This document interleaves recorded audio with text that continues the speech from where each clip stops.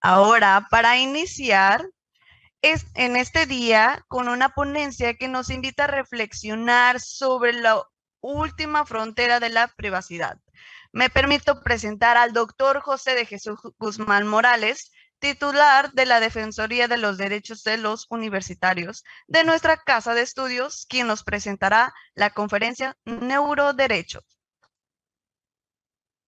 Eh, Nos encontramos en un momento histórico singular. Las neurotecnologías han evolucionado de tal manera que ya no se limitan a comprender el cerebro humano, sino que están en posibilidad de acceder directamente a él, de codificar su actividad y potencialmente modificar nuestros pensamientos, emociones y decisiones. Este acceso sin precedentes plantea interrogantes fundamentales que trascienden lo técnico para adentrarse en el corazón mismo de nuestra humanidad. Los neuroderechos emergen como respuesta a esta realidad. Se definen como un nuevo marco jurídico internacional de derechos humanos, destinados específicamente a proteger el cerebro y su actividad a medida que avanzan la neurociencia y la neurotecnología. No se trata, desde luego, de derechos enteramente nuevos, sino de una reconceptualización y especificación de derechos humanos existentes, adoptados para enfrentar vulnerabilidades únicas que las nuevas tecnologías exponen. De hecho, como lo veremos a lo largo de esta conversación, realmente estamos hablando de derechos que ya existen, simplemente que los retos a los que se someten ahora les significan nuevos desafíos. Avanzamos, por favor, en la presentación. En la siguiente lámina, por favor. Para comprender la urgencia ética de los neuroderechos, debemos partir de la noción clásica de dignidad humana desarrollada por Kant. En su fundamentación de la metafísica de las costumbres, Kant establece que en el reino de los fines todo tiene un precio o una dignidad. En el lugar de lo que tiene un precio, puede ser puesta otra cosa como equivalente. En cambio, lo que se halla por encima de todo precio y por tanto no admite nada equivalente, tiene una dignidad. Y esa es justamente la dignidad humana. Esta dignidad de la que nos habla Kant se fundamenta en la autonomía moral, la capacidad del ser racional de darse a sí mismo una ley moral y por ende actuar como legislador universal. Es decir, donde todos pretendemos, perdón, que todos actuemos bajo esta lógica de lo que nosotros determinamos como racional. Esta autonomía es precisamente lo que nos convierte en fines en sí mismos y no en meros medios, que ese es uno de los riesgos de estas neuroamenazas. Es de advertirse entonces que las neuroamenazas, al tener la capacidad de acceder y potencialmente manipular la actividad cerebral que sustenta nuestra capacidad de autodeterminación, amenazan este núcleo fundamental de la dignidad humana. Si nuestros pensamientos, decisiones y la propia construcción de nuestra identidad pueden ser objeto de interferencia externa, sin nuestro consentimiento, desde luego, se erosiona la base misma sobre la cual Kant construyó su ética, la libertad del sujeto moral. Los algoritmos, por ejemplo, de las redes sociales, al potencialmente interferir con nuestra capacidad de formar y expresar libremente nuestros pensamientos, constituyen un riesgo a las condiciones mismas de la deliberación democrática y la legitimidad del orden jurídico. Debemos recordar que para Marta Nussbaum, la justicia no se mide únicamente por la distribución de recursos o el acceso formal a derechos, sino por las capacidades reales que las personas tienen para hacer y hacer lo que valoran. Las neurotecnologías pueden tanto expandir como restringir esas capacidades centrales. Por un lado, desde luego, ofrecen posibilidades terapéuticas extraordinarias para restaurar funciones cognitivas o motoras perdidas. Por otro, su uso indebido puede limitar capacidades fundamentales como la integridad corporal, el control sobre el propio entorno y la capacidad de pensamiento y expresión. Avanzamos, por favor. La privacidad mental representa, en palabras de Milena Costas, el último bastión de la privacidad. A diferencia de otros datos biométricos, los neurodatos pueden revelar información sobre la esencia de un individuo, como su identidad, sus tendencias sexuales, etc. A diferencia de otros datos biométricos, lo que hacemos o decimos, no solo estos neurodatos reflejan esas realidades, sino que además potencialmente pueden dar nota de lo que pretendemos hacer antes de que lo exterioricemos. Las preocupaciones vigentes sobre el uso indebido de datos privados en redes sociales, que ya hemos visto materializarse en casos como Cambridge Analytica, se magnifican exponencialmente cuando se trata de datos cerebrales. La capacidad de alterar percepciones y potencialmente pensamientos y emociones plantea una amenaza directa a dos neuroderechos fundamentales, la identidad personal y el libre albedrío. Como advierte la UNESCO, la neurotecnología combinada con la inteligencia artificial tiene el potencial incluso de alterar la sociedad de manera fundamental. La posibilidad de que los gobiernos o empresas utilicen estas tecnologías para interferir en procesos mentales bajo usos aparentemente inofensivos podría socavar la autonomía individual. El caso de Cambridge Analytica constituye un ejemplo paradigmático de cómo las tecnologías digitales pueden ser utilizadas para manipular el comportamiento humano a escala masiva y sirve como advertencia de lo que podría ocurrir con neurotecnologías aún más invasivas. Recordemos que en la década de 2010, la consultora británica Cambridge Analytica recopiló datos de hasta 87 millones de usuarios de Facebook sin su consentimiento informado, utilizándolos principalmente para propaganda política. Los datos se obtuvieron mediante una aplicación aparentemente inocente llamada This is Your Digital Life, que consistía en un test de personalidad. Como explicó Alex Tyler, jefe de datos de Cambridge Analytica, si estás recolectando información de personas y estás haciendo un perfil de ellos, eso te da más información que puedes usar para saber cómo segmentar la población, para darles mensajes sobre temas que les importan y usar un lenguaje e imágenes con lo que es probable que se involucren. Esta capacidad de perfilado psicológico representa una forma de manipulación que opera en el nivel de las vulnerabilidades cognitivas y emocionales de los individuos. No se trata simplemente de proporcionar información, sino de explicar y de explotar sesgos cognitivos para influir en decisiones aparentemente libres. Si un simple test de personalidad combinado con análisis de datos pudo influir potencialmente en elecciones y referendos, imaginemos el poder manipulativo de tecnologías que puedan acceder directamente a nuestros estados mentales, emociones y procesos de toma de decisiones.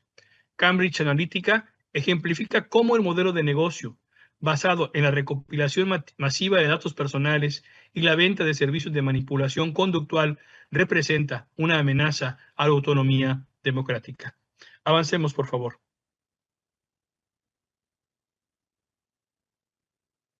Las redes sociales, como TikTok e Instagram, están diseñadas con psicología conductual y algoritmos de inteligencia artificial para mantener la atención del usuario el mayor tiempo posible. Estas plataformas no solo entretienen, sino que utilizan ingeniería para explorar sesgos cognitivos, como la necesidad de validación social o la curiosidad insaciable. Los estudios vinculan el uso intensivo de redes sociales con mayores niveles de ansiedad, depresión y soledad. Los algoritmos amplifican contenido emocionalmente estimulante, como noticias sensacionalistas o publicaciones de estilos de vida idealizados, lo que refuerza esta ansiedad, tristeza y miedo. Por lo tanto, la necesidad de desarrollar una algorética, es decir, una ética de los algoritmos, es prudente para promover la transparencia, la responsabilidad y el respeto a la dignidad humana, y esto se vuelve francamente imperativo, inaplazable. La inteligencia artificial presenta desafíos y riesgos importantes, desde luego, para la dignidad humana. Estos riesgos podríamos sintetizarlos así: discriminación algorítmica, erosión de la autonomía, opacidad decisional y una vigilancia masiva en la que los datos personales que acumulan unas pocas compañías plantean serias dudas sobre ese tipo de concentración de poder. Avanzamos. En esa lámina estamos perfectamente ubicados. La iniciativa NeuroRights, liderada por la Universidad de Columbia, ha propuesto 5 neuroderechos fundamentales. 1. Derecho a la identidad personal, consistente en limitar cualquier tecnología que permita alterar el sentido del yo de las personas y evitar que la identidad personal se pierda con la conexión a redes digitales externas. Desde luego, las neurotecnologías pueden alterar la identidad personal y la naturaleza del yo, especialmente aquellas que modifican recuerdos, emociones o incluso la percepción de uno mismo. Un segundo derecho sería el derecho al libre albedrío, orientado a preservar la capacidad de las personas de tomar decisiones de forma libre y autónoma, sin manipulación o influencia mediada por parte de las tecnologías. Este derecho protege el núcleo de la agencia humana, es decir, nuestra capacidad de ser autores de nuestras propias acciones. Un tercer derecho, derecho a la privacidad mental, el cual trata de proteger a los individuos del uso de los datos obtenidos durante la medición de su actividad cerebral sin su consentimiento, prohibiendo expresamente cualquier transacción comercial con esos datos. La privacidad mental es especialmente crítica porque los neurodatos pueden revelar pensamientos, intenciones y estados emocionales que nunca hemos exteriorizado.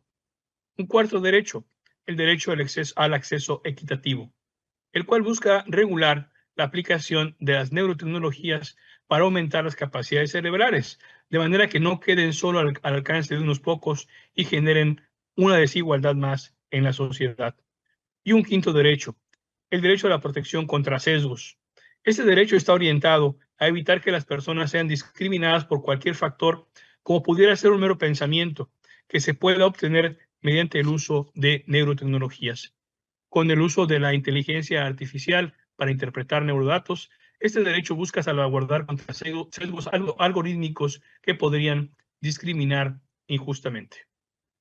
Avancemos, por favor. Una pregunta a resolver, desde luego, cuando planteábamos este tema es que si ya se podría hablar de este tema de los neuroderechos, y la respuesta es que sí. Y la respuesta es también que la forma de atender o incluso de concretar estos derechos requiere de la interdisciplinariedad, es decir, no es un tema exclusiva o propiamente del derecho. Esta irrupción de las neurotecnologías en todos los ámbitos de la vida humana obliga a una consideración interdisciplinaria del problema. ¿Por qué? Porque los neuroderechos plantean preguntas desde múltiples dimensiones, desde la filosofía, desde la ética, de la medicina, desde luego la neurociencia, el derecho y la política. Dado que muchas de las aplicaciones más preocupantes de la neurotecnología aún no se han materializado completamente, se requiere al menos lo siguiente: una gobernanza anticipatoria basada en el principio de precaución, un sector privado que asuma un rol crucial en demostrar responsabilidad e integridad, una academia y comunidad científica que deben desarrollar códigos deontológicos específicos. Estos para científicos implicados en neurotecnología, promover la colaboración interdisciplinaria, realizar investigaciones independientes sobre impactos éticos y sociales y educar a las nuevas generaciones de investigadores en los principios de innovación responsable.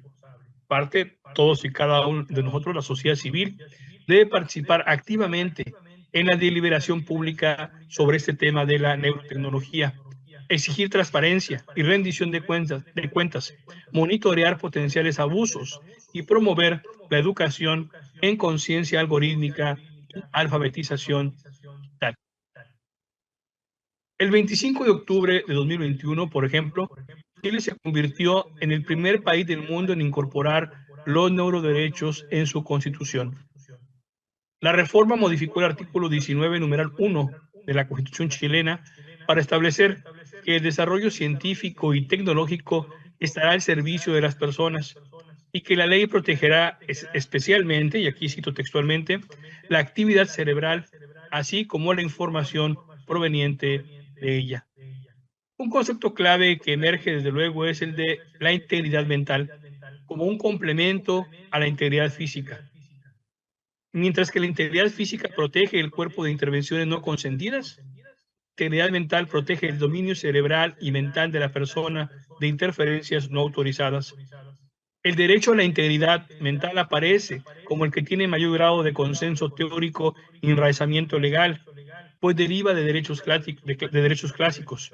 Este derecho prioriza la protección contra el daño y se apoya en instrumentos internacionales existentes.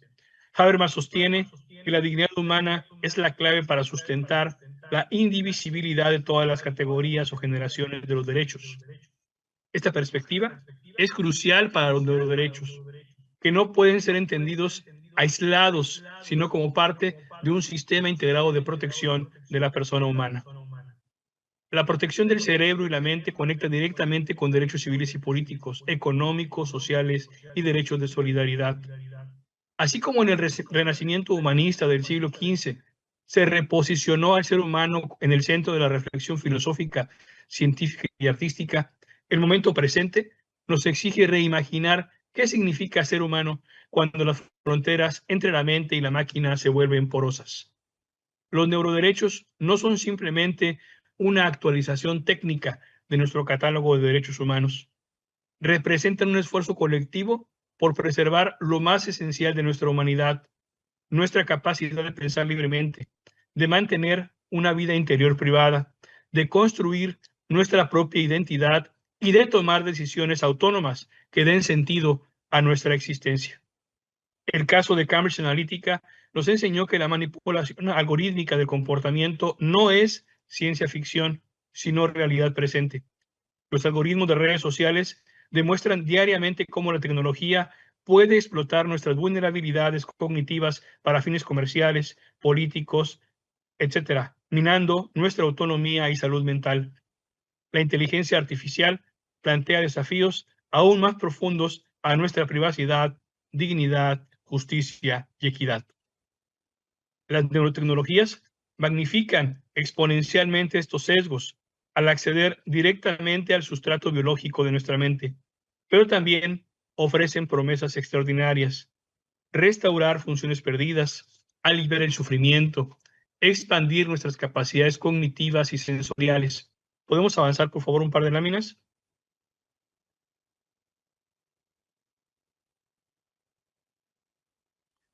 Ahí está bien, la tarea ética y jurídica de nuestra generación es navegar entre estos dos extremos, aprovechar el potencial beneficio de estas tecnologías mientras construimos salvaguardas robustas contra su abuso. La respuesta debe ser, insisto, interdisciplinaria, proactiva y anticipatoria. Debe equilibrar el principio de precaución con el apoyo a la innovación responsable y debe estar firmemente anclada en el reconocimiento de la dignidad humana como valor fundamental e innegociable.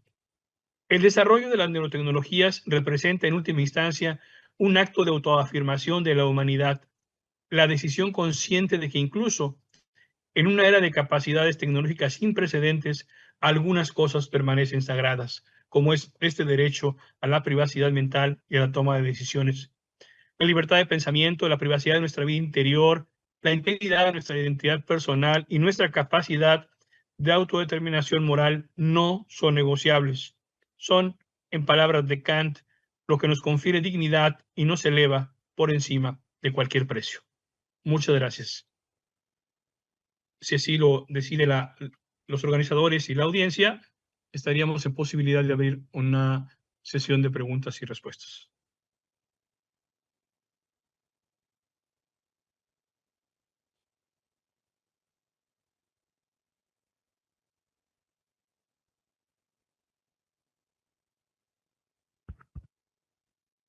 Doctor Guzmán, muchísimas gracias por esta ponencia. Nos ha dado mucho en qué pensar sobre el futuro de los derechos humanos en la era digital. Ahora abrimos un espacio para sus preguntas.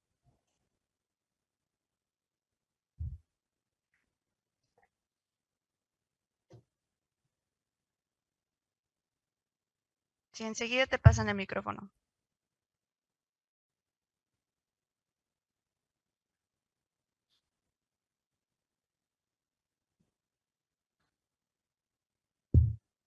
Buenos días. Es muy interesante la ponencia. Me deja pensando mucho, puesto que yo creo que no es algo de ahora de las tecnologías. En el libro de George Orwell de 1984 y en La Granja, pues ya se plantea el control social desde hace mucho tiempo. Igualmente, pues ya nos lo dijo Nicolás Maquiavelo, ¿no? Como usted dice, si el fin justifica los medios, nosotros somos el medio y pues el fin político pues muchas veces nos ha perseguido. En este caso, pues yo lo veo en la educación. se me hace a veces bien complicado que pues evitemos estos sesgos y desde que pues nos enseñan, desde que estamos en la primaria, los libros pues van enfocados a que pues nuestra forma de pensar, pues en el caso de los mexicanos seamos pues resentidos históricamente con nosotros mismos, que nuestra identidad pues como usted dice pues sea pues haya sido borrada, que de cierta manera pues tengamos un sesgo muy grande contra estas personas que pues se llaman conquistadores, ¿no? Y pues sí me parece bien interesante, en este caso pues yo lo veo también mucho en la política, mucho en la televisión, tiene muchísimo tiempo, todo el tiempo nos bombardean con notas que nos ponen nerviosos, que nos alteran los estados de conciencia, desde las notas periodísticas, desde la televisión, inclusive los mensajes políticos, pues es un bombardeo constante. En el caso de la tecnología, pues incluso Amazon ya te ofrece, de acuerdo a tu comportamiento, te va ofreciendo ciertos productos e incluso va prediciendo, pues sí, prediciendo ciertos comportamientos, como cuando una mujer está embarazada, pues incluso algunos meses antes ya Amazon ya lo detecta y ya te empieza a ofrecer ese tipo de cosas. Aquí mi pregunta es si es un problema, pues ya muy incluido en la sociedad desde hace, no sé, algunos más de 1000 años, pues de que ahora que tenemos tecnología y que también se nos está implantando pues estas ideas, de qué otra forma tenemos para combatir nosotros como persona, como individuo, pues ser una persona que sea individual en sus pensamientos, tener sus propios valores y pues que pues la manipulación en este caso que no nos afecte tanto, o sea, de qué otra manera lo podemos evitar, siendo que ya tiene muchísimo tiempo y que pues lamentablemente pues las corporaciones, los políticos y las personas más poderosas son las que más herramientas tienen, en este caso para controlarnos. Gran pregunta. Algunas reflexiones en torno a lo que dices. Desde luego, este intento de la manipulación del ser humano, pues es histórico, ¿no? Casos dramáticos en la historia de la humanidad, lo vivimos, por ejemplo, durante el nazismo y la forma en que se manipuló, de hecho, a una nación entera para dejar de entender como crímenes comportamientos que pues, eran aberrantes, pero que esa manipulación, esa propaganda llegó a tal nivel de eficacia que banalizaron ese mal que se hacía. Definitivamente, y atendiendo a la parte final de tu reflexión tan interesante, yo creo que la primera cuestión en la que tenemos que trabajar es la conciencia de los riesgos. Yo creo que a lo largo de estos diversos y múltiples esfuerzos por manipular a la sociedad, siempre ha habido un momento clave en donde despertamos conciencia. Como bien dices, lo peligroso está en no advertir este riesgo que implica el uso de plataformas de comercio en línea, el uso de redes sociales. Y una primera herramienta básica, como lo decía en la reflexión inicial, durante mi intervención inicial, quiero decir, es esta idea de que hay que cobrar conciencia de estos riesgos. Y creo que es un tema que aún no hemos explorado demasiado en nuestras universidades. Las universidades, al final de cuentas, tenemos esa responsabilidad. Incluso la educación y en particular la educación superior, como la entiende Pablo Freire, es este esfuerzo liberador y es la posibilidad de desarrollar capacidades para generar un pensamiento crítico de lo que está pasando en tu entorno. Entonces, mi estimado estudiante, yo creo que yo empezaría por dos cuestiones fundamentales. De luego, el que colectivamente y principalmente desde nuestras universidades seamos semilleros de la conciencia de los riesgos que implican estas amenazas que para mucha parte de la población pasan inadvertidas, incluso para muchos de nosotros mismos que hacemos uso de redes sociales sin cuidar demasiado la forma en que interactuamos en ellas.